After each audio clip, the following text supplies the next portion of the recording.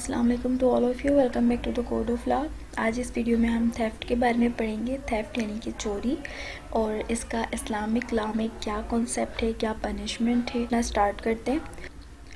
अब कुरान पाक की जो आयत है सूरह हिज्र की आयत नंबर 18, ये डील करती है चोरी से, जिससे हमें चोरी का कॉन्सेप्ट मिला है। और इसमें ये बताया गया है कि हम अगर जो चोरी छुपे सुनने की कोशिश करें, उसके पीछे दहकता हुआ खुला शोला जो है लगा दिया जाता है। यानी कि अगर आप चोरी छुपे, ठीक है, सीक्रेटली अगर आप जो है किसी की कस्टडी में एंटर करते हो तो उसको जो है हम चोरी कहते हैं। अब ये जो वर्स है यहाँ पे ये हमें बताती है कि थेफ्ट जो है जिसके ऊपर हद लायबल होता है वो सिर्फ प्राइवेटली कमिट की जाती है। पब्लिकली या अगर बाय फोर्स अगर आप कोई चीज़ चुरा रहे हो तो वो थेफ्ट में फॉल नहीं करेगी, वो रॉबरी में, डकैती में फॉल करेगी। ठीक है। अब जो कंडीशंस है ना यहाँ पे अक्यूज़र की, तो वो सारी सेम है जो भी हद ऑफेंसेस की होती है। यानी कि हद ऑफेंसेस पे अक्यूज़र की जो भी कंडीशंस हैं वो सारी सेम है कि अडल्ट होना चाहिए और सैन होना चाहिए, मुस्लिम होना चाहिए। तो उसके ऊपर ये सारी हद की पनिशमेंट लगती हैं। ठीक, तो अक्यूज़र की कंडीशंस तो सेम है। हम यहाँ पर देखते हैं condition for theft liable to हद, यानी कि अगर वो वाली चोरी के जिसके ऊपर हद की पनिशमेंट लगती है तो उसकी क्या कंडीशंस हैं। ठीक है। तो जो सबसे पहली कंडीशन है वो ये है कि property must be taken from protective custody, जिसको हम हिर्स कहते हैं। यानी कि जो प्रॉपर्टी चुराई जा रही है वो किसी महफूज जगह पर हो, महफूज कस्टडी में हो। ठीक है, उसको महफूज किया हुआ हो, तो वहाँ से उस जगह से जो है उस प्रॉपर्टी को चुराया जाए। दूसरा ये है कि जो भी चोरी करी जा रही है वो छुप छुपा के की जाए, खामोशी से की जाए। ठीक है, प्राइवेटली। और थर्ड कंडीशन ये है कि प्रॉपर्टी शुड बी मूवेबल, यानी कि जो प्रॉपर्टी आप चुरा रहे हो वो मूवेबल होनी चाहिए, यानी कि जिसको आप एक जगह से दूसरी जगह मूव कर सको और ट्रांसफ़र हो सके। जो प्रॉपर्टी आपने चुराई है उसकी एक जो है प्रिस्क्राइब वैल्यू होनी चाहिए। ठीक है, यानी कि उसकी कोई एक कीमत हो अच्छी। उसके बाद ये है कि property should be in private restricted place, यानी कि वही बात कि किसी प्रोटेक्टिव कस्टडी में हो, प्राइवेट प्लेस में हो, और कोई वो ऐसी जगह पर हो जो रिस्ट्रिक्टेड हो, पब्लिक एरिया वगैरह ना हो।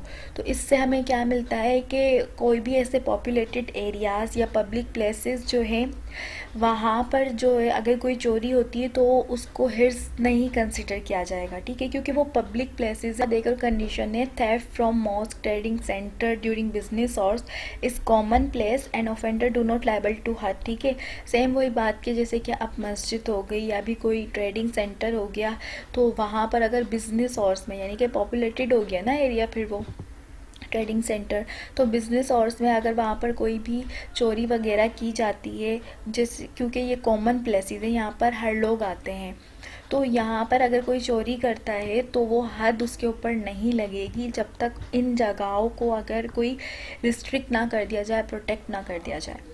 एक और कंडीशन है public properties theft not liable to हद। सेम, अब इस चीज़ से हमें क्या क्लियर होता है कि अगर कोई पब्लिक प्रॉपर्टी चुराई जाती है तो वो भी लायबल टू हद नहीं होगी, क्योंकि पब्लिक प्रॉपर्टी में हर एक का हक होता है।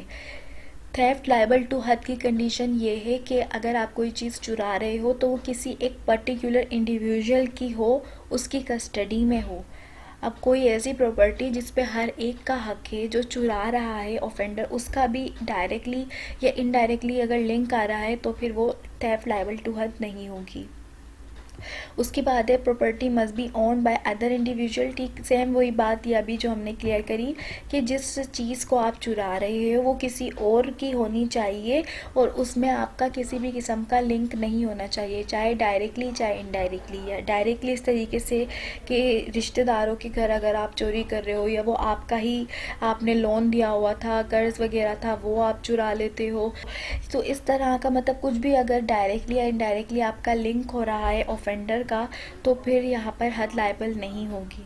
ठीक है, हद लायबल जब भी होगी कि जब उस प्रॉपर्टी को जो है कोई और पर्सन जो है ऑन कर रहा हो और आपका उसमें कोई लेन देन ना हो, वो प्योरली उसी पर्सन की प्रॉपर्टी हो उसी से ही बिलोंग करती हो। एक और जो कंडीशन है ना हद लायबल होने की, वो ये है कि उस हिर्ज में गया हो, यानी कि उस एरिया में जो प्रोटेक्टेड था, जो रिस्ट्रिक्टेड एरिया था, वहाँ पर वो एंटर हुआ है, वहाँ से उसने वो चीज़ चुराई है और उस चीज़ की पोजेशन के साथ, यानी कि वो उसके साथ मौजूद हो, उसको साथ लेके बाहर वापस आया है, तो ये ज़रूरी है, ठीक है। और दूसरा ये कि जैसे हिर्स और निसाब जो है ये कंडीशन है लायबल होने के लिए हद की, लेकिन और ये जो है किसी एक ट्रांजैक्शन के ऊपर ही होती हैं।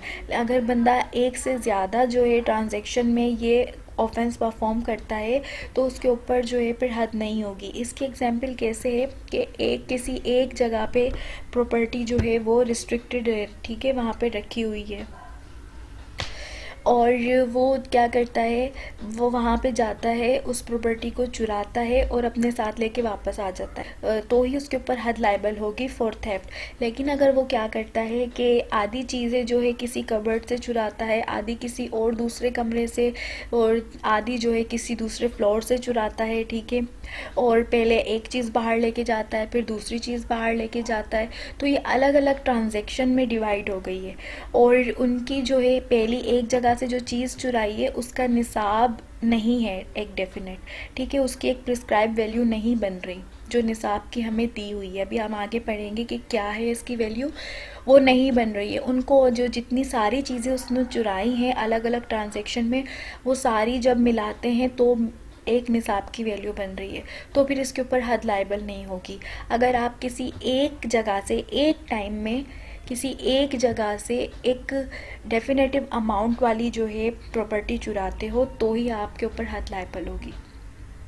उसके बाद फर्दर ये बताया गया है कि जैसे कोई पेरिशेबल गुड्स हो गए, यानी कि कोई फ्रूट्स वगैरह, इस तरह की चीज़ें जिनकी नेचर ये है कि वो जल्द ख़राब हो जाती हैं, ठीक है, फॉर अ लॉन्ग टाइम नहीं चलती हैं, या कोई ऐसी चीज़ें जो प्रोहिबिटेड है लाइक वाइन वगैरह इस तरह की, और कॉमन थिंग्स जैसे कि बर्ड्स हो गए, ह्यूमन बींग्स हो गए, ये सारे कॉमन चीज़ें हैं। अगर आप इनको चुराते हो तो इनके ऊपर भी हद लायबल नहीं होगी। अब यहाँ पर वैल्यू बताइए कि वैल्यू जो है निसाब की वो 10 दिरहम है, जो कि इक्वल है 4.4457 of gram of gold. You है 10 दिरहम की जो वैल्यू है वो क्या बनती है, 2 लाख बन रही है फॉर एग्जांपल। तो अगर उसने कोई एक किसी हिर्स से, किसी प्रोटेक्टेड कस्टडी से 2 लाख के अमाउंट जितनी चीज़ चुराई है तो ही उसके ऊपर हद लायबल होगी, अदरवाइज़ नहीं होगी। उसके बाद हमारे पास आ जाता है, ठीक है, उसके बाद हमारे पास आता है कि अगर 2 पर्सन मिलकर जो है कमिट करते हैं चोरी कि, और उन दोनों के ऊपर हद लायबल हो रही है, और दोनों के ऊपर कब हद लायबल होगी कि उन्होंने जो है जो चीज़ चुराई है वो मिल के चुराई है, दोनों साथ मिल के बाहर लेकर आए हैं, किसी एक हिर्स से चुराई थी और उसका वैल्यू भी जो है निसाब के जितना बन रहा है। लेकिन अगर किसी वजह से कोई एक जो उसमें से ऑफेंडर था उसके ऊपर हद लायबल नहीं होती, तो इसकी वजह से जो अदर पर्सन है, जो को अक्यूज्ड है, उसके ऊपर भी हद लायबल नहीं होगी, उसको भी एग्जेम्प्ट कर दिया जाएगा, ठीक है। लेकिन इमाम मलिक जो हैं वो डिफरेंट ओपिनियन रखते हैं। उनका ये कहना है कि अगर किसी एक को हद नहीं दी जा रही तो ठीक है, लेकिन जो दूसरा लायबल है तो बिना रीज़न के उस पर से हद की पनिशमेंट नहीं हटाई जाएगी, उसको तो सज़ा दी जाएगी, ठीक है। उसके बाद हमारे पास और कंडीशन ये है कि अगर थेफ्ट कमिट की जा रही है तो किसी पर्सन ने विदाउट मेंस रिया, यानी कि बिना गिल्टी ऑफ माइंड अगर वो थेफ्ट कमिट करता है, किसी ज़रूरत की वजह से, भूख की वजह से कमिट कर रहा है, या फिर अंडर ड्यूरेस किसी ने उसके ऊपर ज़ोर ज़बरदस्ती की है, इस कंडीशन में अगर आके वो चोरी करता है, उसका खुद का इंटेंशन नहीं है, इट मीन्स, यानी कि अगर कोई चोरी कर रहा है इंटेंशनली करे, अगर उसने इंटेंशनली अपनी विलिंगनेस से चोरी नहीं की है तो भी उसके ऊपर हद लायबल नहीं होगी। और फर्दर क्या रिक्वायरमेंट है एविडेंस की, कि अगर जो भी एविडेंस वगैरह हैं बताए गए हैं कि भाई 2 गवाह होने चाहिए, मेल विटनेसेस होने चाहिए, मुस्लिम होने चाहिए, जो हद की रिक्वायरमेंट है, अगर उसमें से लैक होती है, ऐसा होता है कि 2 मेल नहीं मिलते, एक मेल है, एक फ़ीमेल है, या मुस्लिम है, एक नॉन मुस्लिम है, तो फिर हद इम्पोज नहीं होगी, क्योंकि एविडेंस की जो रिक्वायरमेंट है हद के लिए वो फुलफ़िल नहीं हो रही। और वहीं पे हमें एक और कंडीशन भी मिलती है, वो ये है कि अगर हद लायबल करवानी है तो इसके लिए जो विक्टिम है उसका कंप्लेंट लॉन्च करना ज़रूरी है।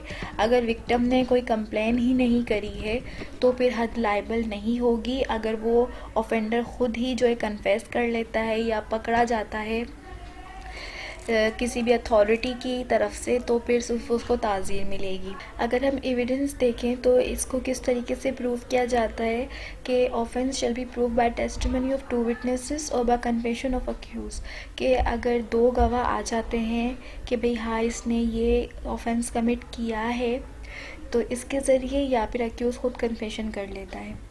और यहीं पे फर्दर प्रोसीजर ये है कि फ़्रेश एविडेंस जो है नेसेसरी है हद पनिशमेंट के लिए।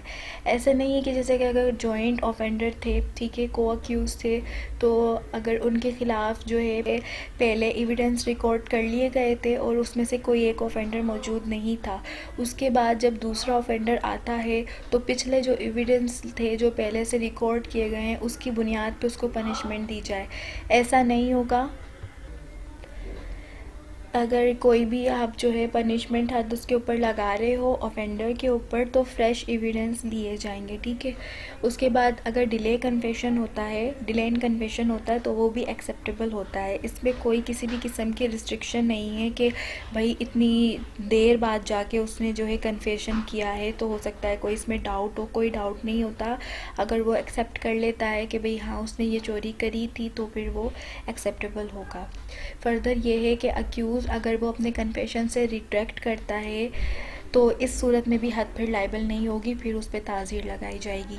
अब अगर हम पनिशमेंट देख लें तो क्या है, तो कुरान पाक में हमें बताई गई है कि जो भी अगर चोरी करता है तो उसके हाथ काट दिए जाएंगे, ठीक है। यानी कि आपकी कलाई के पास से लेके आगे आपका जो पूरी हथेली है, ठीक है, पाम जो है आपकी, उसको कट कर दिया जाएगा। लेकिन शिया स्कूल ऑफ थॉट्स जो है वो डिफरेंट ओपिनियन रखते हैं और उनका ये कहना है कि पूरा हाथ नहीं काटा जाएगा, यानी कि हथेली नहीं काटी जाएगी, जस्ट जो टिप्स हैं फिंगर की उनको कट किया जाएगा।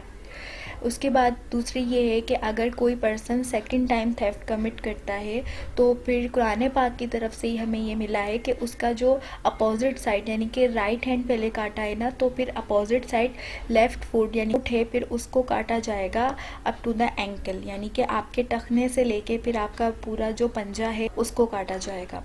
उसके बाद अगर कोई ताज़ीर की पनिशमेंट दी जाती है यानी कि हद एप्लीकेबल नहीं हो रही है, जैसा कि हमने कंडीशंस पढ़ी कि वो कंडीशन फुलफ़िल नहीं होती हैं, तो फिर उसको ताज़ीर का वो लायबल होगा। ऐसा नहीं है कि हद पनिशमेंट नहीं लग रही है तो बस फिर अब उसको पनिश नहीं किया जाएगा। पनिशमेंट होगी लेकिन ताज़ीर होगी और वो डिस्क्रिशन ऑफ द जज पे डिपेंड करती है कि लेजिस्लेचर ने क्या हमें बताई हुई है पनिशमेंट और जज ने क्या फ़िक्स करी है, फिर उस हिसाब से अकॉर्डिंग टू द सर्कमस्टेंसेस उसको ताज़ीर की पनिशमेंट दी जाएगी, जो कि हमारे पाकिस्तान पेनल कोड में बताई हुई है अंडर सेक्शन 379 कि अगर कोई भी जो है थेफ्ट कमिट करता है, चोरी करता है, तो उसको 3 साल तक की इम्प्रिजनमेंट होगी, ठीक है।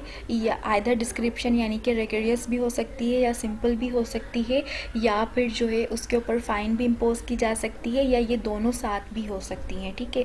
तो ये जो है उसको ताज़ीर की पनिशमेंट दी जाएगी। आई होप कि आपको थेफ्ट के बारे में क्लियर हो गया होगा। हमने इन शॉर्ट ब्रीफली डिस्कस करा है, सिर्फ मेन चीज़ों को डिस्कस करा है। इन डिटेल हमने जो है साथ में इसके केस की स्टडी नहीं करी है। इन डिटेल वीडियो बनाएंगे इस पर। तो जब तक के लिए अल्लाह हाफिज़।